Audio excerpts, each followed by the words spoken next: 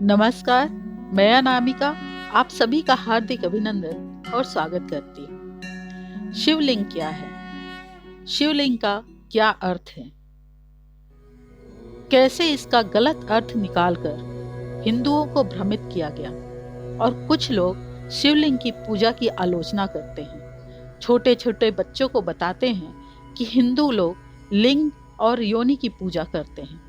इन लोगों को संस्कृत का वास्तविक ज्ञान नहीं होता है। आज के समय में कुछ अज्ञानी किस्म के प्राणियों ने परम पवित्र शिवलिंग को जननांग समझकर पता नहीं क्या क्या और कपोल कल्पित अवधारणा फैला रखी है। क्या आप जानते हैं कि शिवलिंग का क्या मतलब होता है और शिवलिंग किस चीज का प्रतिनिधित्व करता है? आइए आज इसी पर बात करते हैं। शिवलिंग क्या है?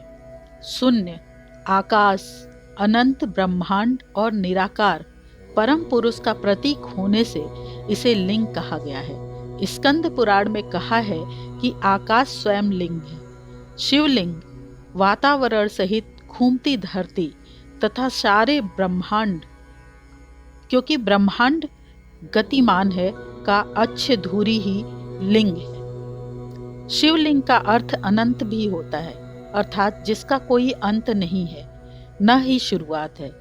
शिवलिंग का अर्थ लिंग या योनि नहीं होता। दरअसल यह गलतफहमी भाषा के रूपांतरण और भ्रमित लोगों द्वारा हमारे पुरातन धर्म ग्रंथों को नष्ट कर दिए जाने तथा अंग्रेजों द्वारा इनकी व्याख्या से उत्पन्न हुआ है। खैर, जैसा कि हम सभी जानते हैं कि एक ही शब्द के विभिन्न भाषाओं में अलग अलग अर्थ होते हैं। यदि हम हिंदी के एक शब्द सूत्र को ही लें तो मतलब सूत्र का अर्थ डोरी भी होता है और गणित का भी सूत्र होता है। उसी प्रकार अर्थ शब्द का भावार्थ संपत्ति भी हो सकता है और मतलब मीनिंग भी हो सकता है। ठीक उसी प्रकार शिवलिंग के संदर्भ में लिंग शब्द से अभिप्राय चिन्ह, निशानी, गुण, व्यवहार या प्रतीक है।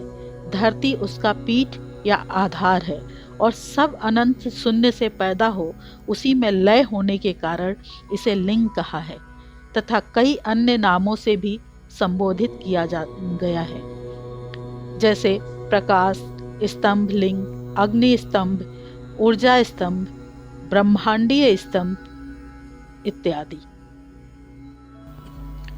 ब्रह्मांड में दो चीज है, ऊर्जा और पदार्थ। हमारा शरीर पदार्थ से निर्मित है और आत्मा ऊर्जा है। इसी प्रकार शिव पदार्थ और शक्ति ऊर्जा का प्रतीक बनकर शिवलिंग कहलाते हैं। ब्रह्मांड में उपस्थित समस्त ठोस तथा ऊर्जा शिवलिंग में निहित है। वास्तव में शिवलिंग हमारे ब्रह्मांड की आकृति है। शिवलिंग भगवान शिव और देवी शक्ति का आदि अनादि एकल रूप है तथा पुरुष और प्रकृति की समानता का प्रतीक भी, अर्थात इस संसार में न केवल पुरुष और न केवल प्रकृति अर्थात स्त्री का वर्चस्व है, बल्कि दोनों का समान महत्व है। दरअसल यह गलतफहमी भाषा के रूपांतरण और मलेच्छों द्वारा हमारे पुरातन धर्म ग्रंथों को नष्ट किए जाने तथा अंग्रेजों द्वारा इसकी व्याख्या से उत्पन्न हो गया है। खैर, जैसा कि हम सभी जानते हैं कि एक ही शब्द के विभिन्न रूप होते हैं, उसी प्रकार शिवलिंग का अर्थ है ब्रह्मांड में स्थित वह चिन्ह, निशानी, गुण, व्यवहार या प्रतीक। लिंग का तात्पर्य प्रतीक से है। शिवलिंग का मतलब है पवित्रता का प्रतीक। दीपक की प्रतिमा बनाए जाने से इसकी शुरुआत हुई। बहुत से हठ योगी दीप शिखा पर ध्यान लगाते हैं। हवा से दीपक की ज्योति टिमटिमा जाती है और स्थिर ध्यान लगाने की प्रक्रिया में अवरोध उत्पन्न करती है। इसलिए दीपक की प्रतिमा स्वरूप शिवलिंग का निर्माण किया गया ताकि निर्विघ्न एकाग्र होकर ध्यान लग सके। लेकिन कुछ विकृत मुगल काल से कुछ दिमागों ने इसमें जननांगों की कल्पना कर ली और झूठी कुत्सित कहानियां बना ली और इसके पीछे के रहस्य की जानकारी न होने के कारण अनभिज्ञ भोले हिंदुओं को भ्रमित किया गया। शिवलिंग को कई अन्य नामों से भी संबोधित किया जाता है, जिसकी चर्चा हमने पहले की है। यहाँ पर ध्यान देने योग्य बात यह है कि इस ब्रह्मांड में दो ही चीजें हैं, ऊर्जा और पदार्थ। इसमें से हमारा शरीर पदार्थ से निर्मित है, जबकि आत्मा एक ऊर्जा है। ठीक उसी प्रकार शिव पदार्थ और शक्ति ऊर्जा का प्रतीक बनकर शिवलिंग कहलाते हैं, क्योंकि ब्रह्मांड में उपस्थित समस्त ठोस तथा ऊर्जा शिवलिंग में निहित है। अगर इसे धार्मिक अथवा आध्यात्मिक दृष्टि से बोलने की जगह शुद्ध वैज्ञानिक भाषा में बोला जाए तो हम कह सकते हैं कि शिवलिंग और कुछ नहीं बल्कि हमारे ब्रह्मांड की आकृति है। और अगर इसे धार्मिक अथवा आध्यात्मिक भाषा में बोला जाए तो शिवलिंग भगवान शिव और देवी शक्ति का आदि अनादि एकल रूप है। शिवलिंग की पूजा को ठीक से समझने के लिए आप जरा आइंस्टीन का वो सूत्र याद करें जिसके आधार पर उसने परमाणु बम बनाया था, क्योंकि उस सूत्र ने ही परमाणु के अंदर छिपी अनंत ऊर्जा की एक झलक दिखाई, जो कितनी विध्वंसक थी ये सर्वविदित है। और परमाणु बम का वो सूत्र था E=mc²। अब ध्यान दें कि ये सूत्र एक सिद्धांत है जिसके अनुसार पदार्थ को पूर्णतया ऊर्जा में बदला जा सकता है। अर्थात पदार्थ और ऊर्जा दो अलग अलग चीज नहीं बल्कि एक ही चीज है, परंतु वे दोनों अलग अलग चीज बनकर ही सृष्टि का निर्माण करते हैं। शिवलिंग की पूजा को ठीक से समझने के लिए आप जरा आइंस्टीन का वो सूत्र याद करें। जिस बात को आइंस्टीन ने अभी बताया, उस रहस्य को हमारे ऋषियों ने हजारों लाखों साल पहले ही खोज लिया था। यह सर्वविदित है कि हमारे संतों ऋषियों ने हमें वेदों और उपनिषदों का ज्ञान लिखित रूप में प्रदान किया है, परंतु उन्होंने यह दावा नहीं किया कि यह उनका काम है, बल्कि उन्होंने हर काम के अंत में स्वीकार किया कि वे हमें वही बता रहे हैं जो उन्हें उनके पूर्वजों द्वारा कहा गया है। लगभग 137 खरब वर्ष पुराना सार्वभौमिक ज्ञान हमें तमिल और संस्कृत जैसी महान भाषाओं में उपलब्ध होता है, और भावार्थ बदल जाने के कारण इसे किसी अन्य भाषा में पूर्णतया अनुवाद नहीं किया जा सकता। कम से कम अंग्रेजी जैसी कमजोर भाषा में तो बिल्कुल नहीं।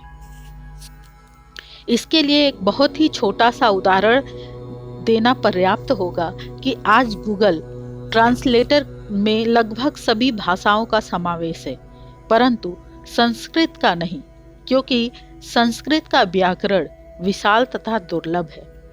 कुछ समय पहले जब नासा के वैज्ञानिकों ने अपने उपग्रह आकाश में भेजे और उसमें रडार के द्वारा इंग्लिश में संपर्क करने की कोशिश की, जो वाक्य उन्होंने पृथ्वी से आकाश में भेजे उपग्रह के प्रयोग में वो सब उल्टा हो गया और उन सब का उच्चारण ही बदल गया।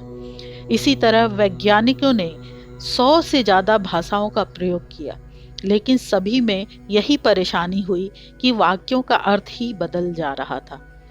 बाद में वैज्ञानिकों ने संस्कृत भाषा का उपयोग किया तो सारे वाक्य सही अर्थ में उपग्रह को मिले और फिर सही से सभी वाक्यों का सही संपर्क मिल गया। आप में से कोई भी नासा वाली बात का सबूत गूगल पर सर्च कर सकता है। शिवलिंग का प्रकृति में बनना हम अपने दैनिक जीवन में भी देख सकते हैं। जब भी किसी स्थान पर अकस्मात ऊर्जा का उत्सर्जन होता है तो ऊर्जा का फैलाव अपने मूल स्थान के चारों ओर एक वृत्ताकार पथ में तथा ऊपर से नीचे की ओर अग्रसर होता है, अर्थात 200 दिशाओं 8 दिशाओं की प्रत्येक डिग्री 360 डिग्री प्लस ऊपर व नीचे होता है, जिसके फलस्वरूप एक क्षणिक शिवलिंग आकृति की प्राप्ति होती है। उसी प्रकार बम विस्फोट से प्राप्त ऊर्जा का प्रतिरूप एवं शांत जल में कंकड़ फेंकने पर प्राप्त तरंग का प्रतिरूप भी शिवलिंग का निर्माण करते हैं। दरअसल सृष्टि के आरंभ में विस्फोट के पश्चात ऊर्जा का प्रवाह वृत्ताकार पथ में तथा ऊपर व नीचे की ओर हुआ। फलस्वरूप एक महाशिवलिंग का प्राकट्य हुआ, जिसका वर्णन हमें लिंग पुराण, शिव महापुराण, स्कंद पुराण आदि में इस प्रकार मिलता है। शिवलिंग की वैज्ञानिकता को देखें तो भारत का रेडियो एक्टिविटी मैप उठा लें, तब हैरान हो जाएंगे। भारत सरकार ने न्यूक्लियर रिएक्टर के अलावा सभी ज्योतिर्लिंगों के स्थानों पर सबसे ज़्यादा रेडिएशन पाया है। शिवलिंग और कुछ नहीं बल्कि न्यूक्लियर रिएक्टर्स ही है, तभी उन पर जल चढ़ाया जाता है ताकि वो शांत रहें। महादेव के सभी प्रिय पदार्थ जैसे बिल्वपत्र, आक, धतूरा, गुड़हल आदि सभी न्यूक्लियर एनर्जी सोखने वाले हैं।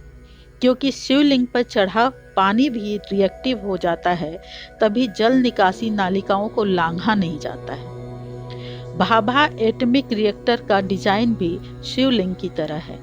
शिवलिंग पर चढ़ाया हुआ जल नदी में बहते हुए जल के साथ मिलकर औषधि का रूप ले लेता है। तभी हमारे बुजुर्ग हम लोगों से कहते हैं कि महादेव शिव शंकर अगर नाराज हो जाएंगे तो प्रलय आ जाएगी। ध्यान दें कि हमारी परंपराओं के पीछे कितना गहन विज्ञान छुपा हुआ है। ये इस देश का दुर्भाग्य है कि हमारी परंपराओं को समझने के लिए जिस विज्ञान की आवश्यकता है वो हमें पढ़ाया नहीं जाता, और विज्ञान के नाम पर जो हमें पढ़ाया जा रहा है उससे हम अपनी परंपराओं को समझ नहीं सकते हैं। जिस संस्कृति की कोख से हमने जन्म लिया वो सनातन है। विज्ञान को परंपराओं का जामा इसलिए पहनाया गया है ताकि वो प्रचलन बन जाए और हम भारतवासी सदा वैज्ञानिक जीवन जीते रहें।